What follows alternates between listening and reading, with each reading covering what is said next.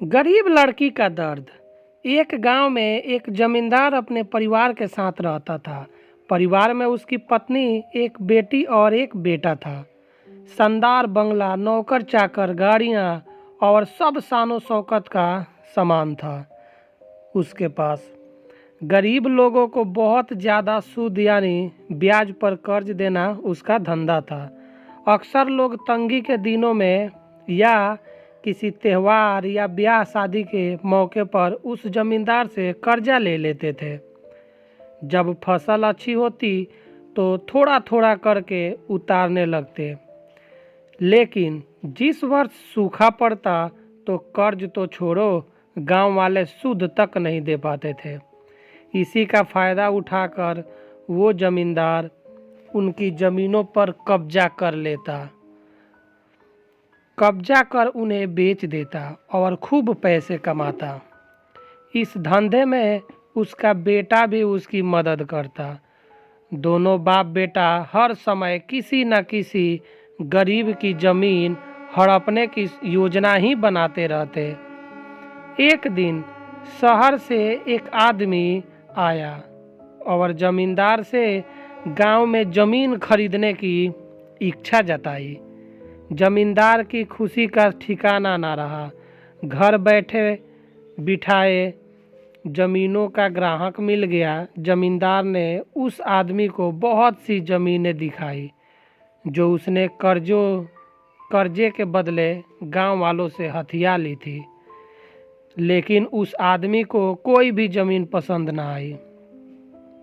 गांव में घूमते हुए व्यापारी को एक जमीन का टुकड़ा पसंद आया।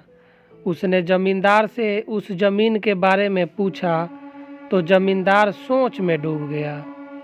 असल में वह जमीन तो एक बिन माँ बाप की लड़की की थी जो वहाँ पर रहती थी। उस लड़की के माँ बाप ने जमींदार से 20,000 रुपये कर्ज लिया था, मगर उसे चुकाने से पहले ही उनकी मृत्यु हो गई।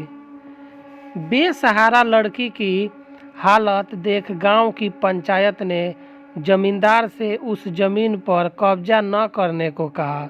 भला पंचायत की बात कैसे टाल सकता था जमींदार, मगर दिल में हमेशा ही उस जमीन पर कब्जा करने की बात सोचता रहता था। आज खरीदार की इच्छा सुन उसका लालच बाहर आ गया था और उसने जमीन पर कब्जे का मन बना लिया। कर्जे के सारे कागज ले वह उस लड़की के घर पहुंचा और कर्जा वापस करने की बात कही। जब लड़की ने अपनी दुर्दशा बताते हुए और समय मांगा तो जमींदार ने कब्जा करने की धमकी दी। कब्जे की धमकी सुन वह लड़की पंचायत के मुखिया के पास गई और उसकी जमीन को बचाने की दुहाई लगाई। सारे गांव में यह बात आग की तरह फैल गई कि जमींदार उस बेसहारा लड़की की जमीन पर कब्जा करने वाला है। यह बात उड़ते उड़ते जमींदार की बेटी के कान में पड़ी। अपने पिता के लालच की बात सुन उसके मन में बहुत दुख हुआ। उसने अपने पिता से इस बारे में बात करने की कोशिश की, लेकिन जमींदार को तो सिर्फ बहुत बड़ा मुनाफा ही दिख रहा था।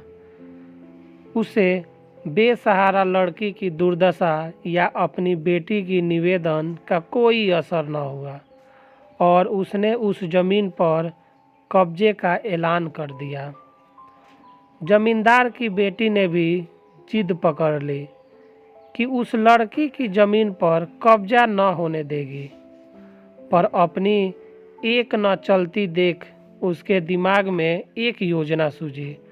अगले दिन सुबह सुबह वह बेसहारा लड़की और उसके साथ 2 लोग जमींदार के घर पहुँचे और कर्ज की 5,000 की किस्त दे दी। साथ में यह भी कहा कि 3-4 महीनों में कर्ज के बाकी रुपए भी उन्हें मिल जाएंगे। रुपया देने के बाद रसीद ले सब चले गए। चूँकि अब किस्त मिल गई थी इसलिए पंचायत ने भी कब्जा नहीं करने दिया। जमींदार बहुत परेशान था कि आखिर उस लड़की के पास इतना सारा रुपए कहाँ से आया। कल तक तो वह दाने दाने को तरसती थी और आज 5,000 रुपये दे गई। कुछ भी न समझ आने पर उसने गांव वालों से पूछताछ की, लेकिन कोई भी रुपयों के बारे में नहीं जानता था। कुछ दिनों बाद वह लड़की फिर 2 गांव वालों के साथ आई और कर्ज की बाकी रकम चुकाकर रसीद और कर्ज के सारे कागज ले लिए। जमींदार परेशान हो गया कि आखिर इस लड़की के पास इतना धन आया कहाँ से। इस तरह कुछ दिन और बीत गए। एक दिन जमींदार को खबर मिली कि उस बेसहारा लड़की ने अपनी जमीन बेच दी। कुछ कर तो सकता नहीं था, लेकिन उत्सुकतावश जाकर देखा तो चौंक गया। जमीन पर एक बोर्ड लगा था। उस बोर्ड पर जमीन के मालिक का नाम देख जमींदार की मानो सांसें रुक गई। मालिक के नाम के आगे लिखा था उसकी अपनी बेटी और उस लड़की का नाम। वह दौड़ा हुआ घर गया और बेटी से पूछा कि यह क्या तमाशा है।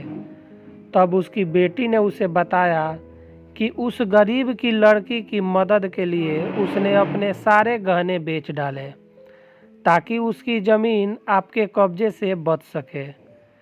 लेकिन ज़मीन आपसे छुड़ाते ही उस बेसहारा लड़की ने उदारता दिखाते हुए आधी ज़मीन मेरे नाम कर दी। बेटी ने उसे समझाया कि आप तो उस लड़की का आखिरी सहारा भी छीन रहे थे, मगर उस लड़की का बड़कपन तो देखो, उसने ज़मीन छुड़ाते ही मेरे गहनों के बदले अपनी आधी ज़मीन मुझे दे दी। यह सब सुन जमींदार को शर्मिंदगी महसूस हुई और उसने भविष्य में कभी किसी की ज़मीन न हड़पने का वचन दिया। दोस्तों, अगर ये कहानी अच्छी लगी हो तो वीडियो को लाइक करें, चैनल को सब्सक्राइब करें और ज़्यादा से ज़्यादा वीडियो को शेयर करें। Thank you.